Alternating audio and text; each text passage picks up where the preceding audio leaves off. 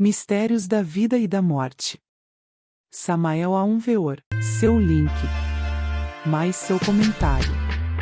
Mais sua inscrição. Mais seu compartilhamento.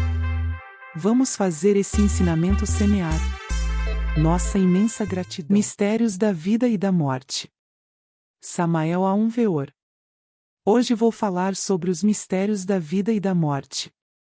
É este o objetivo claro desta prédica.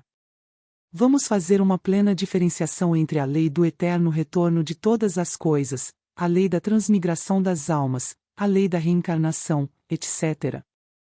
Chegou o momento de explicar amplamente todas estas coisas, a fim de que os estudantes possam se manter bem informados.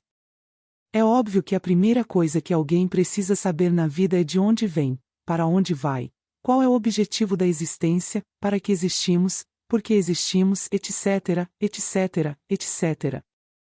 Inquestionavelmente, se queremos saber algo sobre o destino que nos aguarda, sobre o que é a vida, é indispensável saber o que é que somos, e isto é urgente, inadiável, impostergável. O corpo físico não é tudo. Um corpo é formado por órgãos, cada órgão é composto de células, cada célula de moléculas e cada molécula de átomos. Se fracionamos qualquer átomo, liberamos energia. Os átomos compõem-se de íons, que giram ao redor dos elétrons, de prótons, de nêutrons, etc., etc. Tudo isto sabe a física nuclear. Em última instância, o corpo físico se resume em distintos tipos e subtipos de energia. E isto é interessantíssimo. O próprio pensamento humano é energia. Do córtex cerebral saem determinadas ondas que podem ser sabiamente registradas.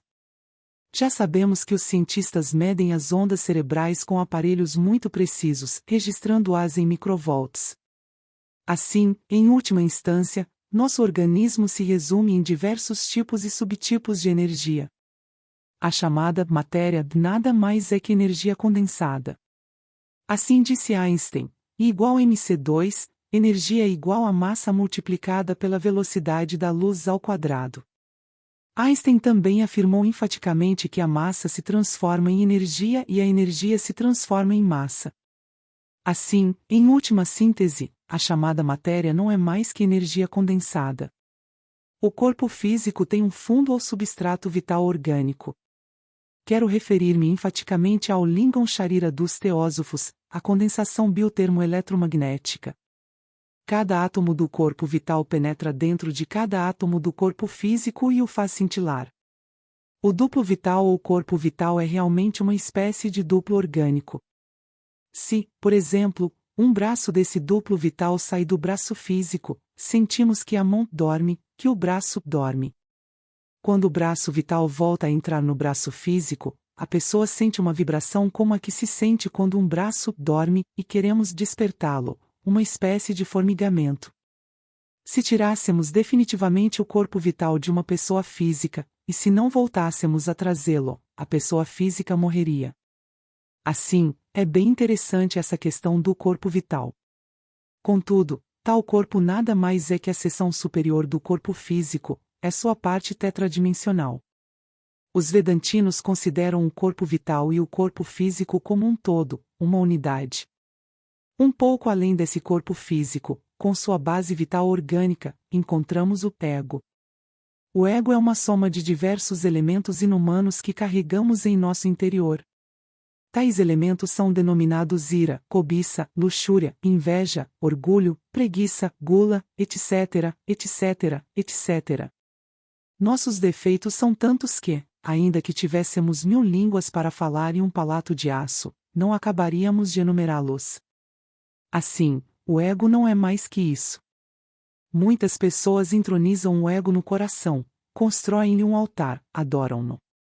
São equivocados sinceros, supõem que o ego é divino, e nisto estão completamente enganados. Há os que dividem o eu em dois. Eu superior e eu inferior, e querem que o eu superior controle o eu inferior. Não querem essas pessoas dar-se conta de que seção superior e seção inferior de uma mesma coisa são a própria coisa. O Eu é Tempo, é um livro de muitos volumes. No Eu estão todas as nossas aberrações, todos os nossos defeitos, aquilo que faz de nós verdadeiros animais intelectuais, no sentido mais completo da palavra. Alguns dizem que o alter ego é divino, e o adoram. É outro tipo de escapatória para salvar o eu, para minimizá-lo. O eu é o eu, e isso é tudo. A morte é uma subtração de frações. Terminada a operação matemática, o que continua são os valores. Estes valores são positivos e negativos, bons e maus. A eternidade os traga, os devora. Na luz astral, estes valores se atraem e repelem de acordo com as leis da imantação universal. Esses valores são os mesmos elementos inumanos que constituem o ego. Estes elementos às vezes chocam-se entre si, ou simplesmente se atraem ou repelem. A morte é o regresso ao ponto de partida original. Um homem é o que é sua vida. Se não trabalha sua vida, se não trata de modificá-la, é óbvio que está perdendo seu tempo miseravelmente. Um homem não é mais que isso, o que é sua vida. Nós devemos trabalhar nossa própria vida, para fazer dela uma obra-prima. A vida é como um filme, e quando termina, o levamos para a eternidade. Na eternidade revivemos nossa própria vida que acaba de passar. Durante os primeiros dias, o desencarnado, o defunto, costuma ir para a casa onde morreu, e até mora nela.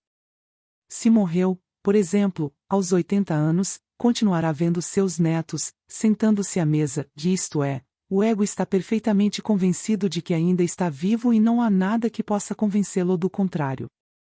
Para o ego nada mudou, desgraçadamente. Ele vê a vida como sempre. Se sentará à mesa, pedirá a comida de sempre. Obviamente, seus familiares não o verão, mas, no subconsciente, responderão. Em seu subconsciente, porão na mesa comida, não a comida física, mas formas mentais, semelhantes aos alimentos que o defunto costumava consumir. O desencarnado pode ver um velório, mas jamais suportaria que esse velório tivesse alguma coisa a ver com ele. Pensa que o velório corresponde a alguém que morreu, a outra pessoa. Nunca pensaria que é o seu, pois sente-se tão vivo que nem suspeita de sua defunção. Sai às ruas e vê tudo tão exatamente igual que nada poderia fazê-lo pensar que algo aconteceu. Se vai a uma igreja, verá o padre rezando a missa, assistirá ao rito e sairá da igreja perfeitamente convencido de que está vivo. Nada poderia fazê-lo pensar que morreu. Se alguém fizesse tal afirmação, ele sorriria cético, incrédulo, não aceitaria. O defunto tem que reviver no mundo astral toda a existência que acaba de passar, mas a revive de uma forma muito natural e através do tempo. Identificado com sua existência, na verdade saboreia cada uma das idades da vida que terminou. Se morreu aos 80, por exemplo, por algum tempo estará acariciando seus netos, sentando-se à mesa e deitando-se na cama. Mas, à medida que vai passando o tempo, ele irá adaptando-se a outras circunstâncias de sua própria existência, vai vivendo a idade dos 79 anos, dos 77, dos 60, etc., etc. Se viveu em outra casa na idade de 60 anos, irá àquela outra casa, e até assumirá o mesmo aspecto psicológico que tinha aos 60 anos. E se aos 50 anos viveu em outra cidade, nesta idade se verá na outra cidade, e assim sucessivamente, ao mesmo tempo que seu aspecto psicológico e sua fisionomia vão se transformando de acordo com a realidade que tenha que reviver. Aos 20 anos, terá exatamente a fisionomia que tinha aquela idade, aos 10 anos será um menino, até que termine de revisar sua vida passada. Toda a sua vida ficará reduzida a somas e subtrações matemáticas. Isto é muito útil para a consciência. Nestas condições, o defunto terá que apresentar-se ante os tribunais da justiça objetiva, ou justiça celestial. Estes tribunais são completamente diferentes dos da justiça subjetiva ou terrena. Nos tribunais da justiça objetiva reinam apenas a lei e a misericórdia, porque é óbvio que ao lado da justiça, sempre está a misericórdia. 3 caminhos se abrem ante o defunto. Umas férias nos mundos superiores, para quem o merece, retornar, de forma imediata ou imediata, a uma nova matriz, descer aos mundos infernos, até a segunda morte de que falam o Apocalipse de São João e o Evangelho do Cristo. É óbvio que os que conseguem subir aos mundos superiores passam por uma temporada de grande felicidade. Normalmente a alma, ou consciência, se encontra engarrafada dentro do eu da psicologia experimental, dentro do ego que, como já disse a vocês, é uma soma de diversos elementos. Mas aqueles que sobem aos mundos superiores abandonam o ego temporariamente. Nestes casos a alma, ou consciência, ou essência, sai desse calabouço horrível que é o ego, o eu, para ascender ao famoso Devachan, do qual nos falaram os hindus, de uma região de felicidade inefável, no mundo da mente superior do universo. Ali se goza da autêntica felicidade. Ali o desencarnado se encontra com seus familiares que abandonou no tempo. Encontra-se com o que é, diríamos, a alma deles. Posteriormente, a consciência ou essência abandona também o mundo da mente, para entrar no mundo das causas naturais. O mundo causal é grandioso. Nele ressoam todas as harmonias do universo. Ali se sente de verdade as melodias do infinito. É que cada planeta tem múltiplos sons, os quais, somados entre si, dão uma nota síntese, que é a nota-chave do planeta. O conjunto de notas-chave de cada mundo ressoa maravilhosamente no coral imenso do espaço estrelado, e isto produz um gozo inefável na consciência de todos aqueles que desfrutam a felicidade do mundo causal. No mundo das causas naturais também encontramos os senhores da lei, que castigam ou premiam os povos e os homens. Ali encontramos também os homens verdadeiros, os homens causais. Ali os encontramos, trabalhando pela humanidade. No mundo das causas naturais encontramos ainda os principados, os príncipes dos elementos, do fogo, do ar, das águas e da terra. A vida palpita intensamente nesse mundo. O mundo causal é precioso. Azul profundo, como o de uma noite cheia de estrelas, iluminada pela lua, resplandece sempre no mundo das causas naturais. Não quero dizer que não existam outras cores, mas a cor básica é um azul intenso, de uma noite luminosa, estrelada. Os que vivem nesta região são felizes, no sentido mais transcendental da palavra. Mas todo prêmio, toda recompensa, a longo prazo se esgota, tem um limite. Chega o instante em que a alma que entrou no mundo causal tem que regressar, retornar e descerá inevitavelmente para meter-se novamente dentro do ego, dentro do eu da psicologia experimental. Posteriormente essas almas vêm impregnar o ovo fecundado, para formar um novo corpo físico, se incorporam em um novo corpo físico, voltam ao mundo. Outro é o caminho que aguarda os que descem aos mundos infernos. Trata-se de gente que já cumpriu seu tempo, seu ciclo de manifestações, ou que foi demasiado perversa. Tais pessoas evoluem dentro das entranhas da terra. Dante Alighieri nos fala, em sua Divina Comédia, dos 9 círculos infernais, ele vê esses 9 círculos no interior da terra. Nossos antepassados de Anahuac, na Grande Tenochtitlan, falam claramente do Mictlán, a região infernal, que eles também situam no interior de nosso globo terrestre. De forma diferente de algumas outras seitas e religiões, para nossos antepassados de Anahuac, como vimos em seus códices, a passagem pelo Mictlán é obrigatória e o consideram simplesmente como um lugar de provação, onde as almas são provadas, se conseguem passar pelos 9 círculos, inquestionavelmente ingressarão no Éden, no paraíso terrestre. Para os sufis maometanos, o inferno não é tampouco um lugar de castigo, mas de instrução para a consciência e de purificação. Para o cristianismo, em todos os lugares do mundo, o inferno é um lugar de castigo e de penas eternas. Contudo, o círculo secreto do cristianismo, a parte oculta da religião cristã, é diferente. Na parte oculta de qualquer movimento cristão se encontra a gnose. O gnosticismo universal vê o inferno não como um lugar de penas eternas e sem fim, mas como um lugar de expiação, de provação e de instrução para a consciência.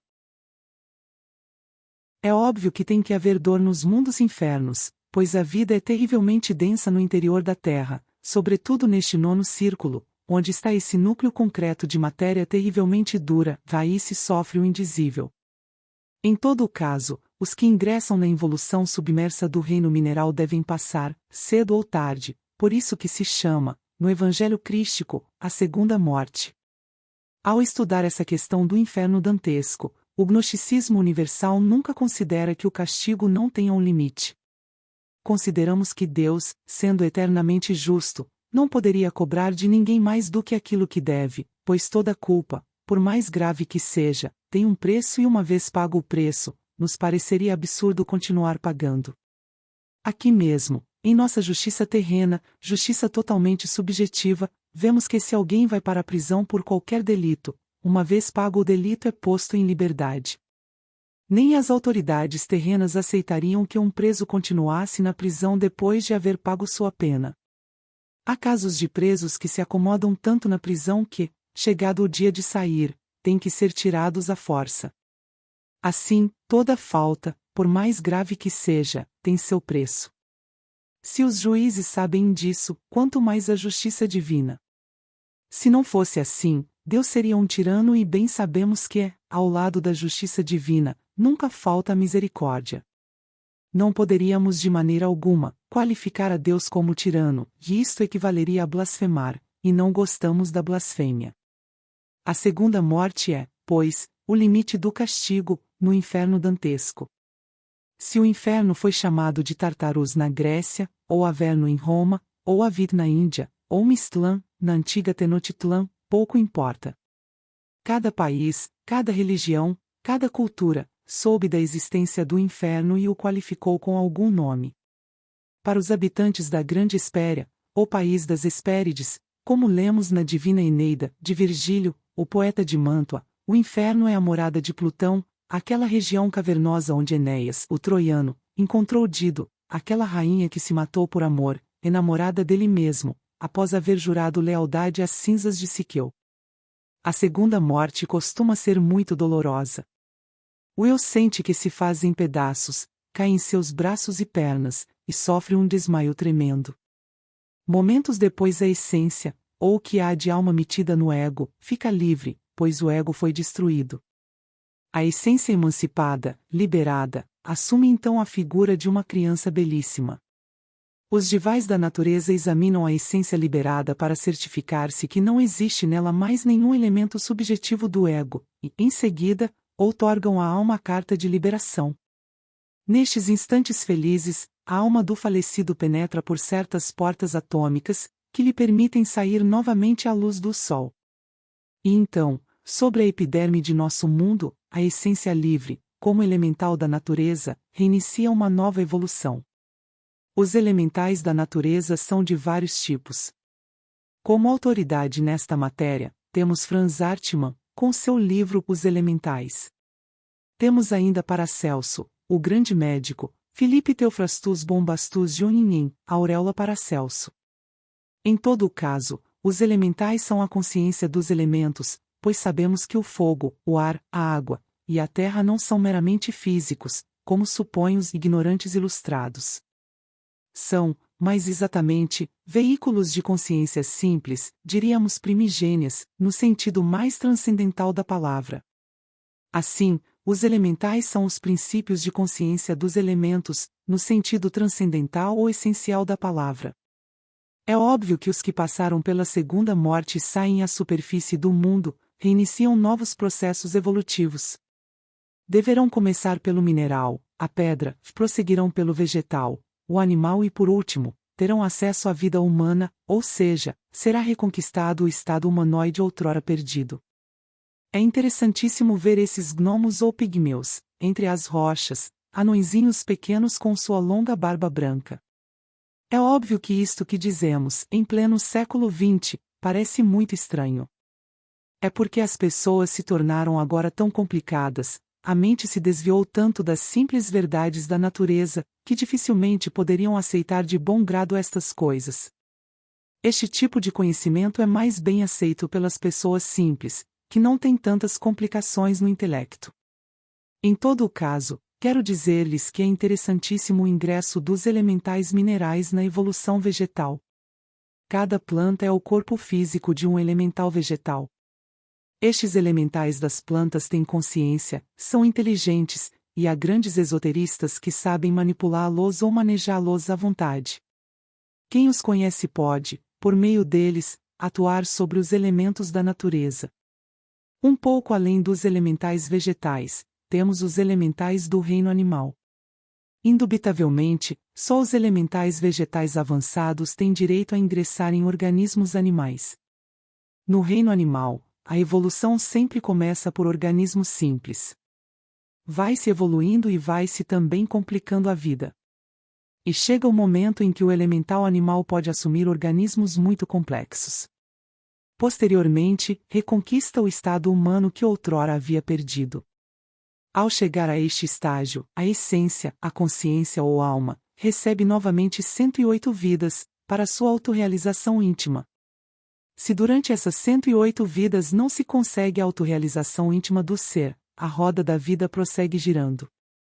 Então se desce novamente às entranhas da reino mineral, com o propósito de eliminar da essência todos os elementos indesejáveis que de uma ou outra forma aderiram à psique. E repete-se o mesmo processo. Conclusão: a roda gira 3.000 vezes.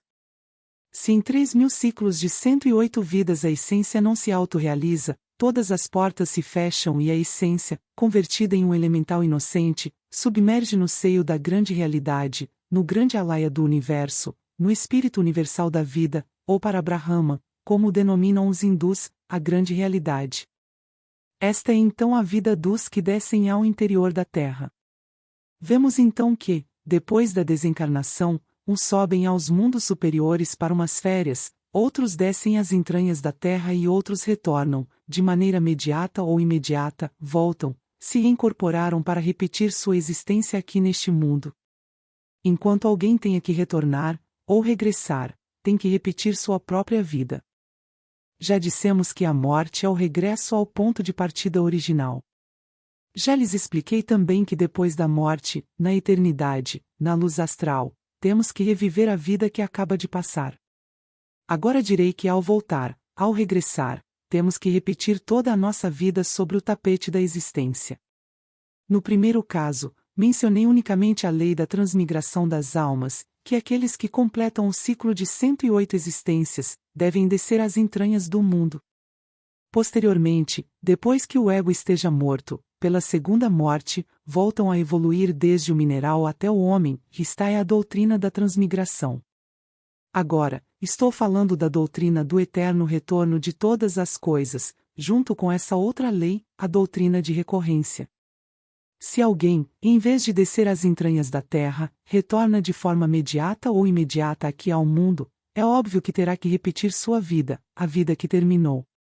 Vocês dirão que isto é muito chato, todos estamos aqui repetindo o que fizemos na existência passada, no passado retorno.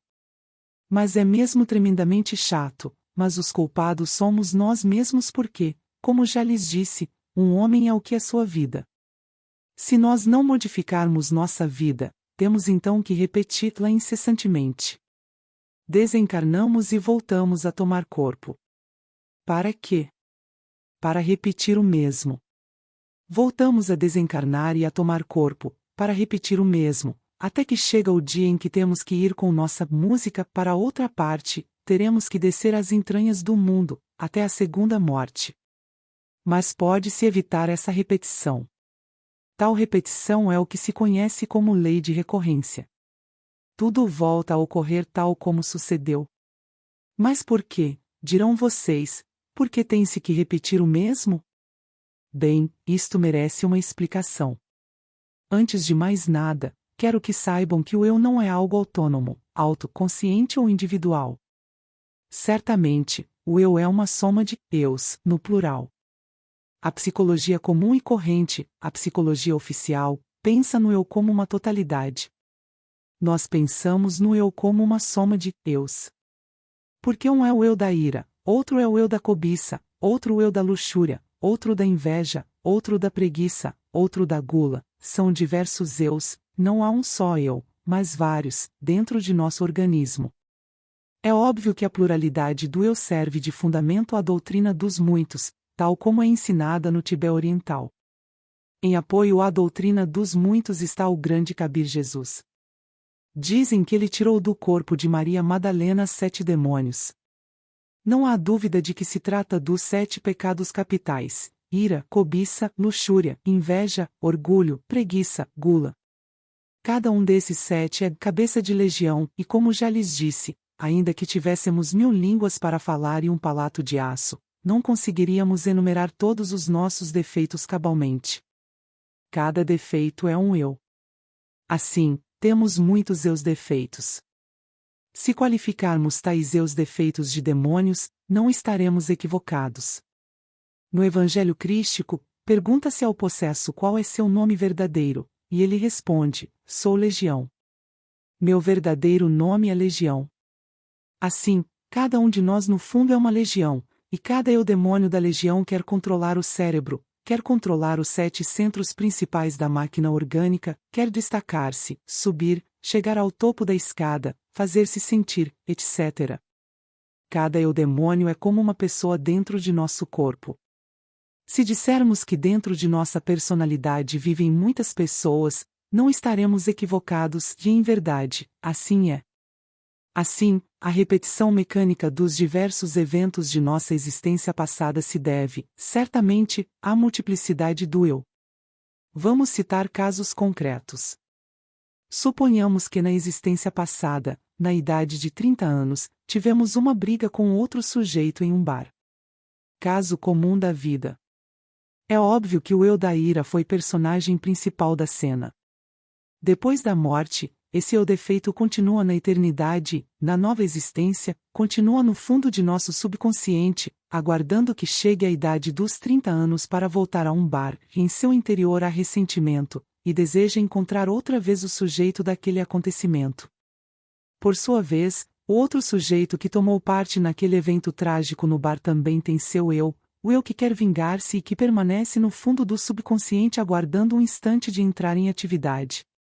Assim, ao chegar à idade de 30 anos, o sujeito, ou melhor, o eu do sujeito, o eu da ira, o eu que tomou parte naquele evento trágico, no subconsciente diz: tenho que encontrar-me com fulano, por sua vez, o outro diz: tenho que encontrar-me com o tal, e, telepaticamente se falam, se põem de acordo e marcam um encontro em algum bar encontram-se. Fisicamente, pessoalmente, na nova existência, e repetem a cena tal como aconteceu na passada existência. Isso tudo é feito fora das vistas do nosso intelecto, por baixo do nosso raciocínio, simplesmente somos arrastados a uma tragédia, somos levados inconscientemente a repetir a mesma coisa.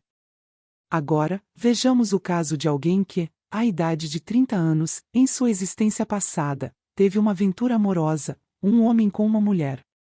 Aquele eu da aventura, depois da morte, continua vivo na eternidade. Ao regressar, ao se reincorporar em outro organismo, aquele eu da aventura continua vivo, aguarda no fundo do subconsciente, nos transfundos inconsciente da vida, da psique, o momento de entrar novamente em atividade. Chegando à idade da aventura passada, aos 30 anos, diz: bem, este é o momento. Agora vou procurar a mulher dos meus sonhos, por sua vez, o eu da mulher dos seus sonhos. O da aventura, diz o mesmo: chegou a minha hora, vou procurar aquele homem, e por baixo, da consciência, os dois eus se comunicam telepaticamente, marcam um encontro, e cada um arrasta a personalidade, as costas da nossa inteligência, as costas do Ministério da Intelectualidade.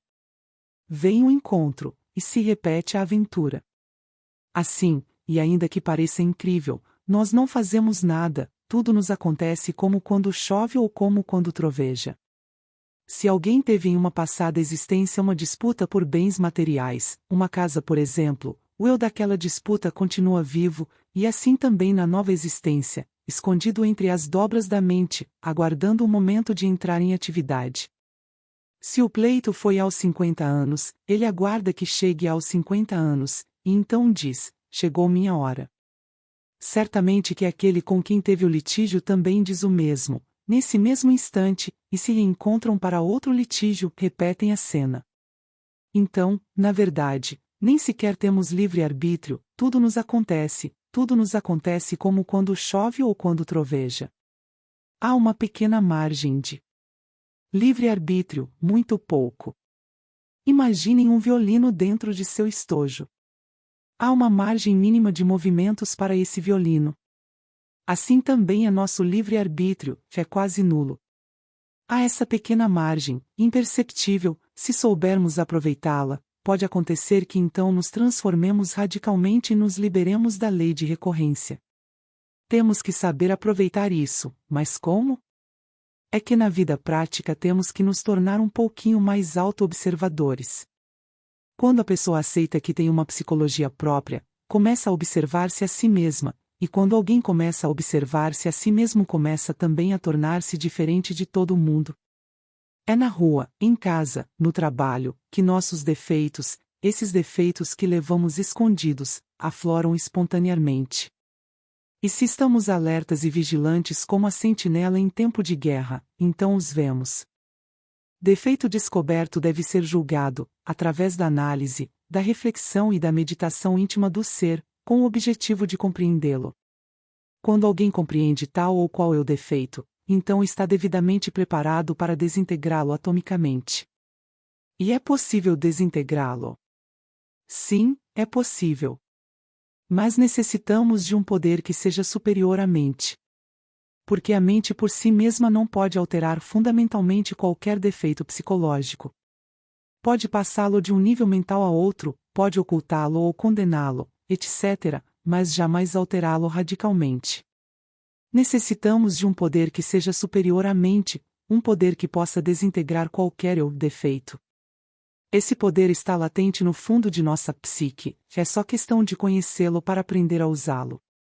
Tal poder é denominado no Oriente, na Índia, Devi Kundalini, a serpente ígnea de nossos mágicos poderes. Na Grande Tenochtitlan, era denominado Tonantzin. Entre os alquimistas da Idade Média, recebe o nome de Stella Maris, a Virgem do Mar. Entre os hebreus, tal poder recebia o nome de Adonia, e entre os cretenses era conhecido com o nome de Cibeles. Entre os cristãos é Maria, Maia, isto é Deus Mãe. Nós muitas vezes pensamos em Deus como Pai, e bem vale a pena pensar em Deus como Mãe, como amor, como misericórdia. Deus Mãe habita no fundo de nossa psique, isto é, está no ser, mas derivada. Façamos a distinção entre o ser e o eu. O ser e o eu são incompatíveis, são como a água e o azeite, que não podem misturar-se. O ser é o ser, e a razão de ser do ser é o próprio ser. O ser é, o que sempre foi e o que sempre será. É a vida que palpita em cada átomo, como palpita em cada sol. Assim, Deus Mãe é uma variante de nosso próprio ser. É nosso próprio ser. Mas, derivado. Isto significa que cada qual tem sua mãe divina particular, íntima, Kundalini, como dizem os hindus. Estou de acordo com esse termo e considero que cada um de nós pode invocar a divina mãe Kundalini, em meditação profunda, e então suplicar-lhe que desintegre aquele ou defeito que tenha compreendido perfeitamente através da meditação. A divina mãe o desintegrará, o reduzirá à poeira cósmica. Ao desintegrar-se o defeito, libera-se a essência anímica. Dentro de cada eu defeito, há certa porcentagem de essência anímica engarrafada. Se desintegramos um defeito, liberamos essência anímica, se desintegramos 2 defeitos, liberamos mais essência anímica, e se desintegramos todos os defeitos psicológicos que temos em nosso interior, então liberamos totalmente a consciência. Uma consciência liberada é uma consciência que desperta, uma consciência desperta. É uma consciência que poderá ver, ouvir, tocar os grandes mistérios da vida e da morte. É uma consciência que poderá experimentar, por si mesma e de forma direta, isso que é o real. Isso que é a verdade. Isso que está além do corpo, das emoções e da mente. Quando se perguntou ao grande Kabir Jesus o que é a verdade, ele guardou silêncio.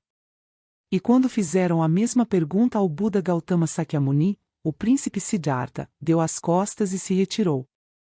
A verdade é o desconhecido de momento a momento, de instante em instante. Só com a morte do ego vem a nós isso que é a verdade. A verdade tem que ser experimentada, como quando alguém põe o dedo no fogo e se queima. Uma teoria em relação à verdade, por bela que seja, não é a verdade. Uma opinião sobre a verdade, por muito venerável e respeitável que seja, tampouco é a verdade. Qualquer ideia que tenhamos sobre a verdade não é a verdade, ainda que seja bem luminosa. Qualquer tese que possamos formular com relação à verdade tampouco é a verdade. A verdade tem que ser experimentada, repito, como alguém põe o dedo no fogo e se queima. Está além do corpo, das emoções e da mente. A verdade só pode ser experimentada em ausência do eu psicológico. Sem haver dissolvido o eu, não é possível a experiência do real. O intelecto, por brilhante que seja, por mais teorias que possua, não é a verdade. Como disse Goethe, em seu Fausto, toda teoria é cinza, só é verde a árvore de dourados frutos que é a vida. Assim, nós necessitamos desintegrar o ego da psicologia. Só assim poderemos experimentar a verdade. Jesus, o Cristo, disse: "Conhecei a verdade, e ela vos fará livres." Nós necessitamos experimentá-la diretamente. Quando alguém realmente consegue destruir o ego, libera-se da lei de recorrência, faz de sua vida uma obra-prima, converte-se em um gênio, em um iluminado, no sentido mais completo da palavra. Quando alguém libera sua essência, é óbvio que consegue a verdade. A essência deve ser liberada. E não é possível liberá-la se não dissolvemos o eu da psicologia. Os que louvam o eu são ególatras por natureza. O eu é adorado pelos mitomamos, porque são mitonamos. O eu é adorado pelos paranoicos, porque são paranoicos. Pelos ególatras, porque são ególatras. A vida sobre a face da terra seria diferente se nós dissolvêssemos o ego, o eu. Então a consciência de cada um de nós, desperta e iluminada, irradiaria amor e haveria paz sobre a terra. A paz não é questão de propaganda, nem de apaziguamentos, nem de exércitos, nem de OEA, nem de ONU, ou nada semelhante. A paz é uma substância que emana do ser, que vem das próprias entranhas do absoluto. Não pode haver paz no mundo, não pode haver verdadeira tranquilidade em todos os rincões da terra, enquanto os fatores que produzem guerras existam em nosso interior. É claro que, enquanto dentro de cada um de nós haja discórdia, no mundo haverá discórdia. A massa não é mais que uma extensão do indivíduo, o que é o indivíduo, é a massa, e o que é a massa é o governo, é o mundo. Se o indivíduo se transforma, se o indivíduo elimina de si mesmo os elementos do ódio, da violência, da discórdia, etc., se consegue destruir o ego, para que sua consciência fique livre, só haverá nele isso que se chama amor. Se cada indivíduo dissolvesse o ego, as massas seriam massas de amor. Não haveria guerras, não haveria ódio. Mas, em verdade, não poderá haver paz no mundo enquanto exista o ego. Alguns afirmam que, do ano 2001 ou 2007 em diante, virá uma era de fraternidade, de amor. Mas eu, pensando aqui em voz alta, pergunto a mim mesmo e pergunto a vocês: de onde vamos tirar essa era de fraternidade, de paz entre os homens de boa vontade? Vocês creem que o ego da psicologia, com seus ódios, com seus rancores, com suas invejas, com suas ambições, com sua luxúria, pode criar uma idade de amor, de felicidade, etc., etc.? É óbvio que não. Para que reine de verdade a paz neste mundo, temos que morrer em nós mesmos, destruir o que temos de inumano em nós, o ódio que carregamos, as invejas, os ciúmes espantosos, essa ira que nos faz tão abomináveis, essa fornicação que nos faz bestiais, etc., etc. Enquanto tais fatores continuarem existindo dentro de nossa psique, o mundo não poderá ser diferente. Ao contrário, se tornará pior, porque através do tempo o ego irá se tornando cada vez mais poderoso, mais forte e conforme o ego se manifeste com mais violência, o mundo irá se tornando mais tenebroso. Do jeito que vamos, se não trabalharmos sobre nós mesmos, chegará o dia em que nem sequer poderemos existir, porque nos destruiremos violentamente uns aos outros. Se continuasse robustecendo indefinidamente o ego, assim como vamos, chegaria um momento em que ninguém poderia ter segurança de sua vida, ou seu lar. Um mundo onde a violência terá chegado ao máximo, e onde ninguém poderá ter segurança de sua existência. Assim, creio firmemente que a solução de todos os problemas do mundo está precisamente na dissolução do eu.